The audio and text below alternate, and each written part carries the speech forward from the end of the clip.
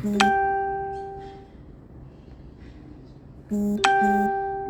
back, welcome back, welcome back. It is Wednesday. Shout out to everybody. Still at work. I'm sitting outside. It's starting to get warm. Rain season is almost over. I think this is, crossing my fingers, the first afternoon we're going to have without any rain in a little bit. Give everybody a little bit of time to get on. We will be discussing a couple of things. A lot of people ask me, how much things are out here in Colombia, especially when you compare them to the United States. So we'll get into the cost of living out here, cover a couple topics. We'll also talk about some things you can start to do now to help you get acclimated to Colombia, wherever it is that you may want to move to. There's a lot of things that I did in preparation before I booked a flight, actually started selling things that I want to be able to give you some insight on, so you can kind of start doing the research, doing the homework, doing the legwork. So give everybody a couple more seconds. This also is Q&A, so what happens is if I do not have the answer, you guys will continuously see me on live. I will bring the answer back to you. I think somebody asked about speaking to a dentist, what kind of dentist options that they have out here in Colombia. Medical tourism is definitely big. I will 100% tell you that, from dentistry to plastic surgery. People are getting different things. Everybody that's bald, I'm still going to probably be bald, but there are a lot of people that are coming down here for hair transplants that do not need to go to Turkey. So there are a lot of different medical options that are presented in a way that are completely different than what we are served in the United States. So as you guys have questions, one phone went out. But as you guys have questions, please just tap in, jump in my messages if I'm not online. But realistically, we will get into it. So with cost of living, it comes down to a lot of things. I think when you consider that question, you have to consider what it is that you pay for here versus what it is that you may pay for out of the United States. That there is going to determine a couple of different things. In the United States, we're used to paying for rent. We've got various utilities that may be charged. And then you've got things like the utilities. When I mean utilities, I mean electricity, your gas, basic household things. And then you also have cable, internet that you have to add on top of that. So then when you look at what my rent is versus all my utilities, my phone, my internet, you might have a different price than where it is you started off with your rent. To get into what that looks like here in Colombia, most of the time, those things are included. I will say that is because there are options to rent both furnished and unfurnished. I have never rented unfurnished here. It is a different process for certain. They may require a lot different things than I think the average traveler would. Now, somebody consistently living here, maybe on a residency, they may have established their entire bank account, have history that is here. So when you look at, and when we're talking about renting and how much things cost for rentals, I'm going to stick in the rental lane because most people that are watching this will be renting, and it's probably going to be furnished. Coming here, getting an unfurnished property, never mind the loopholes of everything, but then trying to source brand new furniture, I think that would be very, very difficult task for somebody to take on. Now, what I will tell you is Airbnb, that's probably the most place that people are going to go.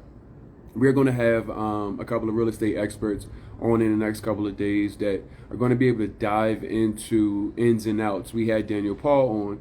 Daniel Paul was the guy that if you want to buy a property for your house to live in or to do investments, whereas the next people that we have on in the real estate gang, there will be people that are designed to help people looking to rent, and most of those rentals will be furnished.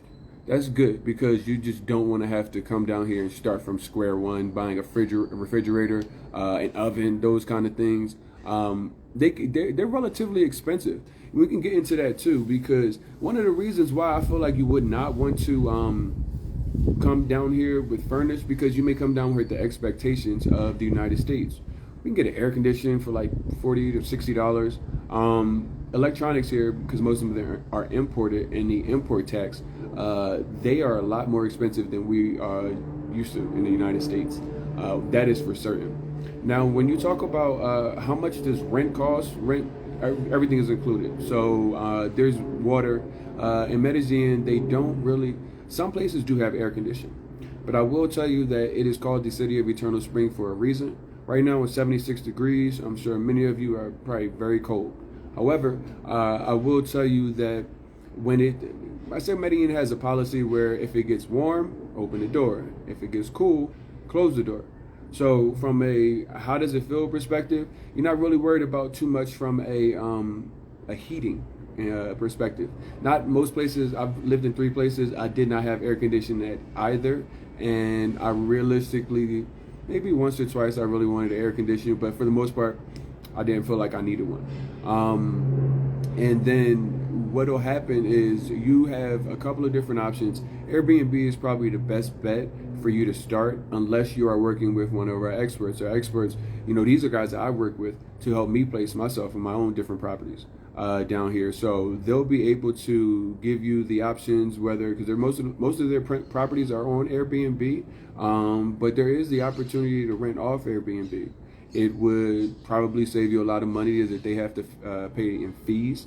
But it's about a comfortability preference. Would I recommend it for your first time out? Maybe. I wouldn't not recommend it, especially with somebody that understands and can kind of guide you and say, yes, this is a trusted person that, everything is 100% on the up and up. If you don't have that, what you do, I would definitely look at an Airbnb. Now, once you get here, those things open up for you a little bit because you can go and speak to the house owner and see the property versus just the pictures before you actually make a negotiation. Reason that is important because when we talk about price, it realistically comes down to the neighborhood. Different neighborhoods warrant different prices. Medellin offers a number of different neighborhoods similar to a city like New York. So when I liken it to New York, I mean that these neighborhoods are relatively self-sufficient. They are self-sufficient in a way where there's a grocery store, there's a bank, a gym, a park, things to do. Usually there's even a mall there. So you may not even need to leave, but it comes down to what kind of lifestyle that you want to live. If you're coming down with kids, you may not want to be in an area where it's partying and nightlife all the time. If you have mobility issues, I would tell you Colombia is especially Medellin, is very hilly. So if you have issues with going outside and walking up hills or down hills, that is something that you need to take into consideration also. When I first got here, I thought Poblado was exactly where I wanted to be. Not for me. And then I found Laurellis. Laurellis is an amazing neighborhood. It offers walkability. There are beautiful parks. There are also close nightlife, but not close enough where you're hearing it at nighttime. That lines up with what it is that I want. When you go to further places, you get different views of the city. Some of you guys have been tuning in for the last couple of days, so you guys can see the view of my backyard, back patio. It's really warm out here today and sunny, so you wouldn't even be able to see my face if I wouldn't have turned away from that view. But I think you can see it back there. Yeah, right. Yvonne, a good thing Ubers are cheap. Yeah, so you can get around the neighborhoods relatively easy. I will tell you this to get into the rent, and then we can definitely talk about transportation as well, because that is something that is a mind blower to most United States people watching these kind of things. Rent can vary. Studio can be all the way low as $300-400, but it may not be the most desirable neighborhood. You can get to places where you're paying $1,000, $1,500, $2,000. I will tell you to always negotiate. coming from the United States, most of the time the price is the price. Whereas in Colombia, the ability to negotiate, which is why working with somebody like Yvonne to have Spanish, or working with another expert that we have also that we'll bring on. She realistically is almost like a Colombian avatar. She will be able to work with you, walk with you, go to places, speak Spanish on your behalf for you. So there's a lot of different opportunities. I will say make certain that you are going with the trusted resource. Tap in with us if you don't have one, because you can get what is called gringo pricing, and that is real. You don't speak English, don't speak any Spanish, and you come and you just figure, oh well, I spend $3,000 a month and just rent. $1,500 sounds great. Well, you'll be sad to find out that $1,500 is probably maybe like 5 people's apartments in your exact same style apartment, but you had no idea about any of those things. One of the biggest things we had started these conversations with is expat etiquette. Having conversations with not only expats living there, but if you have the opportunity to talk to a local, find out what the real price is. Don't just come and throw the prices off. It's such a great deal from what we're dealing with in the United States, but you could cause an extreme inflation if you come down here with the United States mentality and looking to pay even 50% of the United States is maybe even more, 75% more than what the Colombian place costs. So that is rent. I will tell you, rent is going to vary neighborhood by neighborhood. What it is that you need to feel comfortable in your lifestyle, that is going to vary. You can definitely go somewhere and pay $2,000-$3,000, but here in Colombia, that will go way further than what it is that you would pay in a monthly rent in the United States in any city. But don't come down here looking to pay that. Come down here with the open mindset that you are going to pay a lot less, and try to manage the expectations of what the local market is already dictating.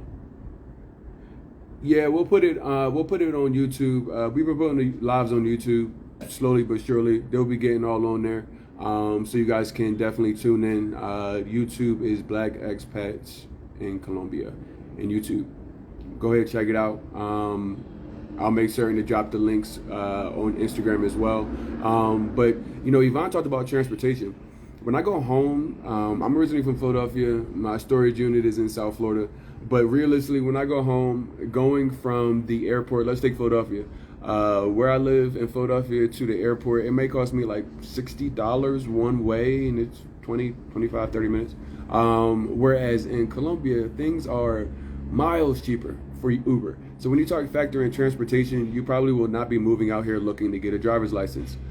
I don't recommend it. I don't miss driving either, but Colombia is a very walkable city. It's like a big city, so you can get around. There's a public transportation system here if you're in the bus. Ubers, you can go 20 minutes for like $1.50, under $2. Traffic, oh man, I've been stuck in traffic for 25 minutes, and then there's another 20 minutes, and you get out the car and it's like $3.85. So from a transportation perspective, your number's gonna go way down. That is big for people, because when I left the United States, I felt like I was spending like a lot, like a very large amount of money every month, and just rent, food. I think groceries are up to almost $100 a bag in the United States now. I don't know if you guys saw, and this is why we're talking about how much things cost here, because Walmart put out a thing regarding CNBC. On CNBC, excuse me, and CNBC was talking about Walmart. They were talking about Lowe's, that they've been having all employee hands meetings regarding the tariffs that the new president is supposed to be putting on, and how those will affect consumer goods, and essentially what that will look like for the consumer, because the price of things are going up. They said about 40% of the things were imported, but the 60% that weren't imported had something in their process that had to do with something that was imported. So you may see rising rates all across the board, food, just basic things, clothes for certain. That's something to watch out for. So when we talk about, how much you're spending just for, never mind leisure and travel and things of that nature, but how much you are actually spending for rent and just to live, and add that up, And then listen to this conversation once you get it played back. You're going to come back to it and you're going to be like, yeah, we may have to make a decision. That's not to scare you. That's just in the news. You're going to see that. That's not me bringing it to you. Breaking news. It's just something that is going on. I heard it the other day, but now it's like major news corporations are starting to report on it. Those potential tariffs that Trump was talking about will 100% affect everything that we have to do as far as in America in daily life. And I don't think the wages are going to rise at the rates of the goods. So you can get a nice place down here from anywhere from $400 to $500 upwards of, I would say, stay under $2,000. For the most part, you can find any kind of property here for under $2,000. Please do not come here looking to spend more. And most of the times, you don't even have to spend $1,000. Talk to somebody that lives in the area and find out what the local wage is, and then go from there. That is something that is super important. And we talk about fun, because this is what it is. It costs a living. How much is it going to cost me to live? How much is it going to cost me to get around the city? How much is it going to cost me to go outside my house and do things? You know, everybody says it all the time. You walk outside, you got to spend $100 immediately in the United States. Well, that is not the case here. Like, by any means. There are because it is the city of eternal spring, because outside of rain season, and honestly within rain season, if it's a nice day, it's a nice day. And then it might rain a little bit later. I say that is because there are so many things to do outdoors here. If you have an outdoor spirit, you will be in heaven. Now, that doesn't mean that if you don't like the outdoors, you'll hate it. I'm just saying that people that love green, the mountains, nature. I was literally out here yesterday talking to Michelle, and I heard the weirdest noise. It was a bird noise that I have never heard. And I looked up, and it was two parrots just flying past. Two green parrots. It was two green parrots. They had a little yellow head, a little red spot in the back. And I'm like, man, like, you're not going to see that in the United States. There are so many beautiful things out here. We went on a fruit tour. We're getting that up on YouTube. The fruit, they have so many varieties of fruit that they do not have in the United States in abundance. Not only here in Medellin, but they also bring them from the coast of Colombia. So you'll be able to taste a number of different fruits that are awesome for all my vegans, for all my people that love fruit. You'll come down here and try some new fruits that you have never had. With the fun, you know, I mentioned there's so many nature things. Personally, I am a little adventurous, but I'm also scared of heights. However, I have gone paragliding here. That was about 5,000. I think we did that over 5,000 feet. I think that was maybe $70, $80, something of that nature. We've been ATVing in the jungles here. That is cheap, maybe $60, $70. What else have we done? I went river rafting. I was never expect to go river rafting. And that's what I talk about when, you know, energy in Colombia, it makes you do some things. I like the spots that are running 1,500 US, but I really want to stay under. So, yeah, so with you're going to run into that, right? So you want that balcony view. Don't get me wrong, because there are high-rise apartments in Laurellis with balcony views, but a lot of it is a little bit lower lying. However, when you go upwards and you start to go into Sabaneta and some places like that, you may run into a scenario where you're going to be way less than that 1,500 for certain and under $1,000, but you're a little bit further away from the action. It's always a give and take, not only just here, just anywhere you go. I love Laurellis too, because like I said, I love the ability to walk outside and just everything is right there for me. I don't have to get in the Uber, but like I said, Uber's cheap. But yeah, the fun stuff here is definitely a lot of nature things. But that leads me into travel. And I say that is because fun and travel relatively blend in the same sentence here in Colombia. We are so used to the United States, and don't get me wrong, because we experience it from state to state. Go from Pennsylvania to Miami. I'm in a different spot. Cool. Similar vibes, but, you know, out the country, travel is a little bit different. We'll talk about Colombia travel because realistically, we'll talk about what that budget per month looks like. So, no, there is no beach in Medellin. There are rivers, and it's really nice. There's places with pools and views, but there's no beach. However, if I want to go to Cartagena, it's $25 one way to get there. Yeah, vegans eat great here because there are a number of different restaurants. I don't know which ones you've tried, but there are a number of different restaurants here for vegans. My homie Ro is literally a vegan, and she has no problem eating amazing things. The fruit, she literally raves about it all the time. So yeah, anybody that's vegan, don't worry. I mean, I tell people it's like pork heaven here because you can get some of the most amazing pork cuts. I'm a big, I like to eat a lot of different.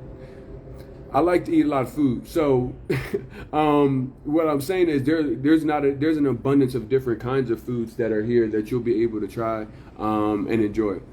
But when it comes to that travel portion and like what my monthly budget looks like, I think we were about $600. If you're a single person, you can be under that for a place. Just depends on what your preferences are. From a food perspective, food is so cheap. You can go outside, you can get a sit down meal at a restaurant for like $5 to $8. I mean, you can spend $20 plenty of places. Don't get me wrong, but you can realistically go $5 to $8 on any meal and eat relatively great. I had a huge fish the other day. It came with soup, salad, coconut rice, and patagones. It was $9. Can't beat that, and it came with the drink. You will not find that back in the United States across boards, across multiple pallets and plates.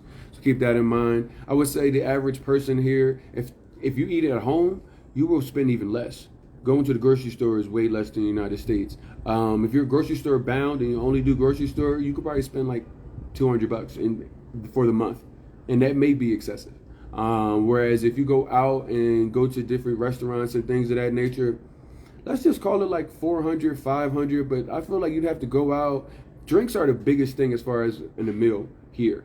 Drinks cost almost on average as the United States. I would say like $8 to $10 a drink, where if you're having a whole meal for like $6, some places $2, $3, you'd be surprised how much drinks add up. But I would say $300 to $500 would be a good range for food per person, but that might be excessive. There's so many different options that aren't that expensive. But the travel and the fun, the free things that are here in Medellin, you can go outside, you can take the Metro cable to park a RV. The Metro cable, it literally looks like a ski lift, but it's public transportation, and it will take you, it is less than, I think it's like 75 cents. It's local transportation, so it's not like designed for a tourist attraction. It just happened to be super cool, and you go to a natural park. There are people who like to hike. There's miradors, which are lookout points. Man, I need to spend $50 as soon as I sit down, realistically. So I'm going to get an appetizer, something to eat, need a drink. That's almost $50. Plus tip, gratuity, Uncle Sam, all of those things. So for sure, when you get here with the travel, to get from different places, from Medellin to Cartagena, it's like about $25 one way. To different places like Cali, to Bogota, similar or less. One of the furthest places to go in Colombia, but one of the most beautiful places that most people don't know about, is San Andres. San Andres is close to Nicaragua, but it's a Colombian island. I think that's about $130 one way. Then there's a entrance fee because it's a national park. It's $35 one time. Let's call it $165 one way, then you're $130 back. But these are places that you can get to relatively easy just from Medellin. Never mind, I've seen Costa Rica for $150, Aruba for $100. I've seen Panama. Panama is extremely close. That's about $100, a little bit over that. Places like Brazil, Argentina, these are accessible when you get into Latam. Yeah, I moved out of South Florida for exactly those reasons. $30 appetizers and things of that nature. So here they have their own Medellin restaurant month. That is an awesome time, and I tell you, because for two people you get either two beers or two sodas, one water, one appetizer, two entrees, and a dessert, and it's anywhere from $18 to $22. Feeds two people at a very, very nice restaurants, and they're all over the city. So when you keep watching the news and you're seeing this, and you remember this conversation about how much things cost where you are versus how much things cost here, just consider it. In the travel portion, you guys have an ability to get to places a lot easier than like different places with different views than versus the United States. Now, I'm gonna be wrong because I love Arizona and going to places in different states and things of that nature, but it's just starting to cost a little too much, and the divide in the United States is just becoming a little too much.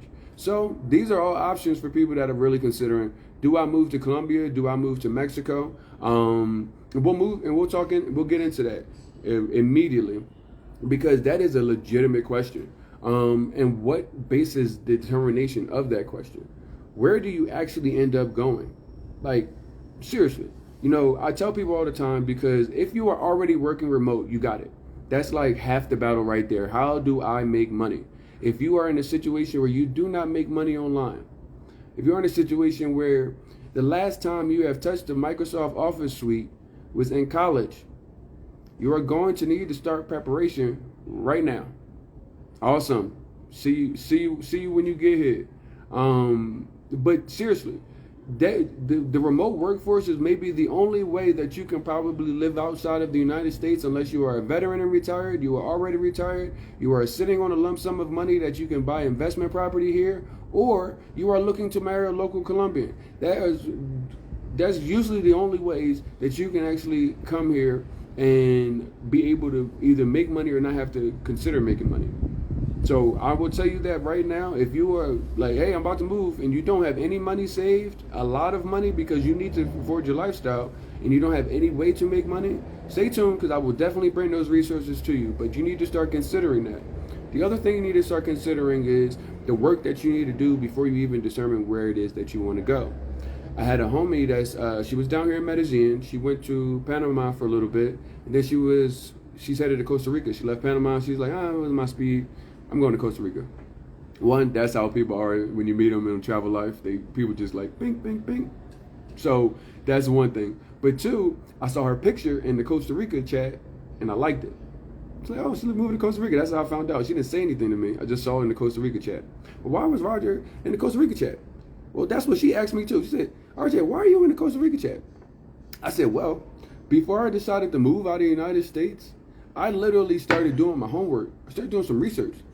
I started looking at all of the things that I could do to figure out what life was actually like there before I packed all my stuff up and left.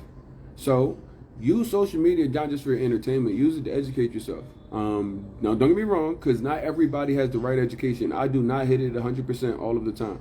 I will always come from that perspective because I know things change.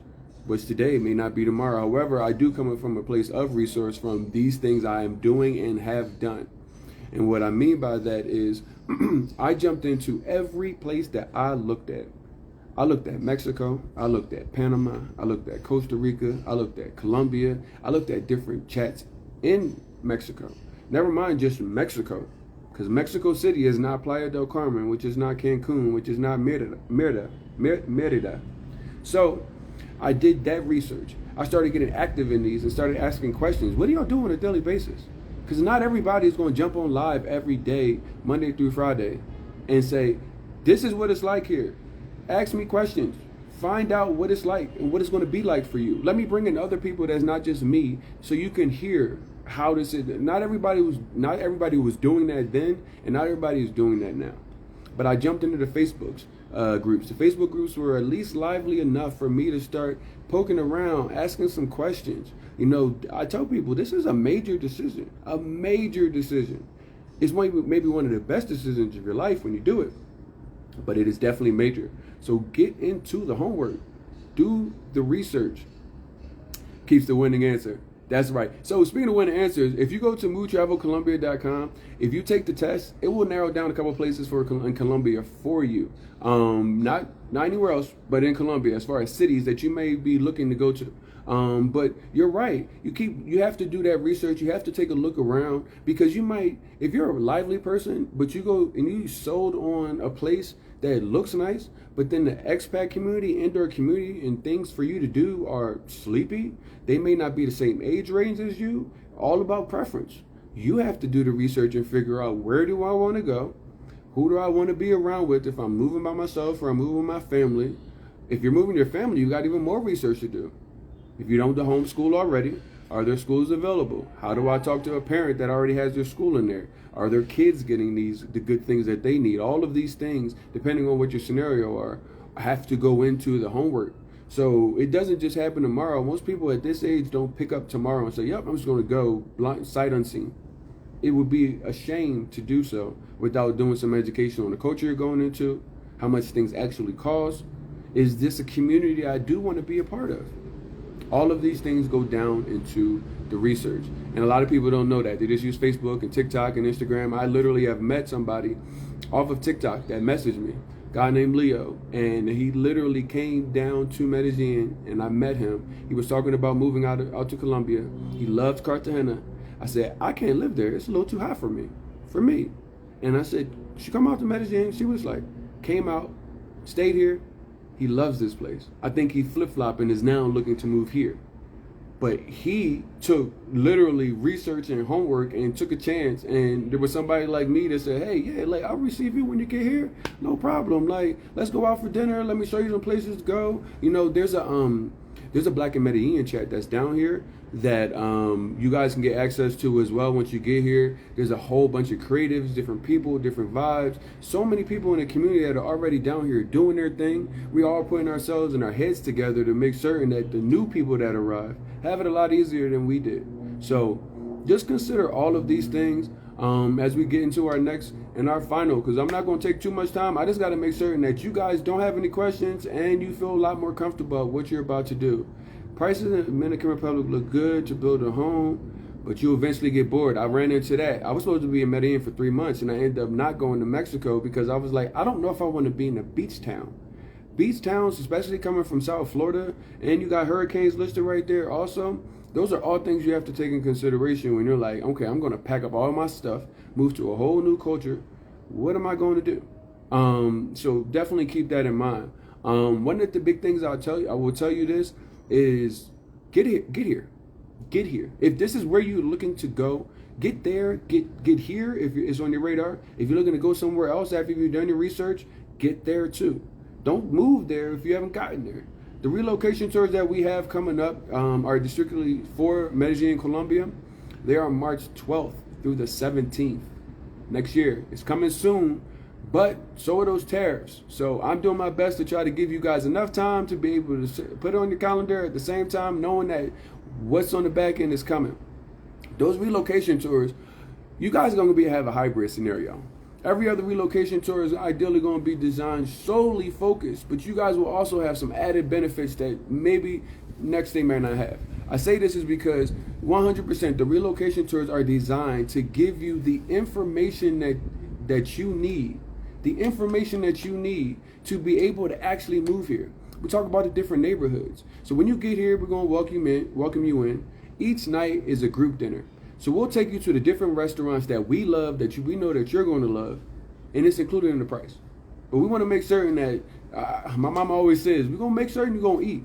So we want to make certain the dinner is always taken care of. Each night we're going to do a group dinner at a different Black-owned restaurant. Shout out to Andaluf also, because I saw them. I feel like Micheline and I were talking about like, oh man, we just need Andaluf just to get a little bit bigger so we can bring some people there. They actually opened up their second restaurant. Shout out to Darwin. They are in Poblado. They now have 2 locations. That is one of the restaurants that will be at the relocation tour that you guys will be able to eat from. Each night is a group dinner. The first day you just get in, get acclimated, walk around, enjoy yourself. It's not a pressure thing. I just want you to feel like, can this be my home? The next day is a half-day seminar. We can start off the morning with our experts. A lot of these people that you see on live are actually here in Medellin. You can talk to them face to face. All the questions that you slept on and didn't get the chance to ask, and I didn't get a chance to answer, no problem. They will be in your face. We'll do a little bit of brunch lunch there, so you guys will get fed there. You guys will get your education from the experts live and in person, and then your afternoons for the most part are free, optionally. I say that is because we're working with Ms. Chalet to be able to bring you directly to some things that are actually going to make some impact. We've got some Afro-volunteerism opportunities that will be happening. You do not have to attend, but I do recommend it because you will start to see things immediately in a different perspective. So the afternoon, after the half-day seminar, we're going to jump into some Afro-volunteerism opportunities with the local Afro-Colombian community. The next 3 days, so Thursday, Friday, and Saturday. Excuse me, Friday, Saturday, and Sunday. Friday, Saturday, and Sunday are your neighborhood tours in the morning. You guys eat breakfast at your location, and then we get into what is life like in this neighborhood. We take you to the local neighborhood. We take you to the gym. We take you to where the bank is. We take you to where the parks are. We show you where local restaurants are, co-working places, the local mall, opportunities to see rental properties that are available. We will be able to hopefully go into those properties and see what does the actual apartment look like. What does somebody look like? I work it out with my friends also. You guys can be able to see some neighborhoods that aren't necessarily on the tour, just depending on what your level of interest are. One thing I will tell you during this March 12th, 17th relocation tour, there's also a unique festival that's going on that combines a bunch of wellness, nightlife things. So as far as nightlife goes, nightlife is going to be highly represented when we come here in the relocation tour. So that is not a normal scenario, it just happens to sync up with our time. So you guys not only will be able to, one, figure out what life is like as a local, but two, tap into some of the things that honestly we do all the time. You know, my last weekend was I spent about 6.5 hours outside, which is about 6.5 hours more than I usually do out here in these streets. But realistically, we had a pool party last week. There was a black on black. Shout out to Herschel and Kiki for doing the pool party. That was a beautiful, beautiful spot that they had. Everybody had a good time. Shout out to DJ for DJing. He's from Atlanta. He had Yola the Great playing. But then we turn around the next day and we go party with our Afro-Colombian family, and they always show love. They literally had, which I missed, Alexis play. I heard that he literally killed it. He's played for longer than they have. I love what Origin and Culture is doing. You know, there are so many different opportunities that connect and give us the opportunity to see ourselves and each other. And the Afro-Colombian community and the Black expat community does a really good job at trying to bridge those gaps and partying with each other. So we are going to be able to see a little bit of that during that relocation tour. Those things are included. Pricing is super simple. It does not include accommodations. I will give you options for accommodations if you need my help. I do that as well, but it's really realistically about putting these experts in front of you, giving you the realistic things that you need to feel like you could actually make the decision to live and where and what neighborhood to live in. Pricing, it starts off at single occupancy. It's $830. It's 6 days, 5 nights. And then you have double occupancy is $650.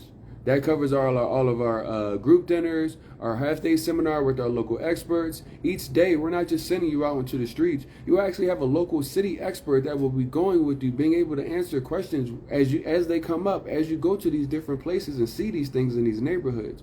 We're literally trying to make this a lot easier than I had. A lot easier than most of the people that I've grown to know love down here, they had.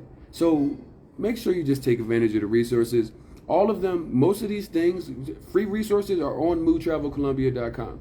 There is a How to Move to Colombia guide that is an ebook download. It is free and it is over 90 pages of information. There are multiple resources on visas, so you can go about taking a look at what visa you may be qualifying for. Even if you need a visa, you may not need a visa. If you come here with intention for only 6 months, your U.S. passport covers you. Jump on the website. The resources have been put there to help you. Jump on the experts page. The experts page will tell you exactly who they are, exactly how they will help you, and it gives their contact information. No gatekeeping here, I promise you. Listen, I want to make sure you guys have all the tools. We'll be releasing the schedule in the next couple of days. We want to put some structure to these lives as far as content that you guys can count on, because everybody can't jump in at this time. Everybody might not be available at this time. However, if you guys know on Mondays, he's going to talk about this, so I need to cover it. Or we know that every day, Monday through Friday, he's going to be available. So even if I'm off, you're off topic, I can see these comments, and I'm going to make certain that these questions get answered, because you guys need to get them figured out. So 6:30, we're going to start doing these at 6:30 for the remainder of the week. I'll have a couple of things. We'll still be doing 3 o'clocks. Our experts will be at 6:30. We'll jump in with those. We've got some parents coming up. We've got some vets coming up. We've got some people that are short-term realtors. So those people that are not looking to buy, got those guys coming up. We've got some people that are going to help you be able to transition into remote work if you aren't. Sharpen up them skills. Dust off that brother computer. Literally. Put it to work, because that is the one biggest key to leaving the United States, is making online USD money. You can go anywhere in the world as long as you can make money. The moment you can't, you have to go back home to where you are. So financial freedom with that is definitely giving location freedom. So take all of this into consideration. I will talk to you guys soon. I'll make sure and I give you a heads up to know, but turn your notifications on, because if something comes up, I'm going to get on live and start talking about it, because you guys need to know. The news is not spun the way that we need to hear it, but we have the information that you need to be able to make the decision. Am I going to stay in the United States, or am I going to leave? Until then, I will see you guys tomorrow, unless I got some news. So that's why I said put them notifications on. I will talk to you guys tomorrow. Tomorrow is Thursday. We almost there to the weekend, guys. Keep hanging on. I'm going to see y'all soon.